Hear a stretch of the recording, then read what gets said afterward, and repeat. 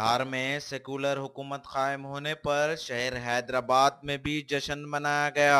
शाह बंडे के साबिका कॉरपोरेटर मोहम्मद गौस ने भी शानदार जश्न मनाया और फिरका परस्तों के लिए एक तमाचा भी करार दिया। सबसे पहले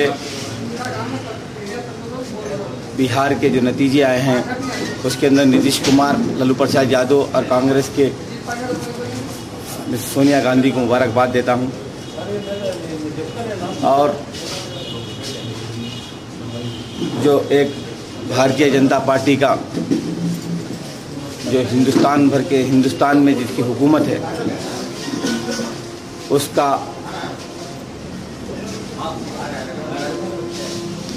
अध्यक्ष श्री अमित शाह ने कहा कि बिहार के अंदर अगर महागठबंधन अगर जीतता है तो उस महागठबंधन का असर जो पाकिस्तान में नज़र आएगा वहाँ पटाखे फूटेंगे।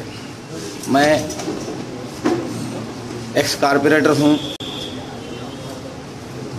तेलंगाना रियासत का मैं हिंदुस्तान के शहर अजीम तरीन शहर हैदराबाद में रहता हूँ। उसके बयान के आज इतनी बेहतरीन विक्ट्री जो गरीबों की, जो दलितों की और जो कमज़ोर लोग हैं हिंदुस्तान के और माइनॉरिटीज़, इस तमाम का कंट्रीब्यूशन से इतनी बड़ी जीत हुई है।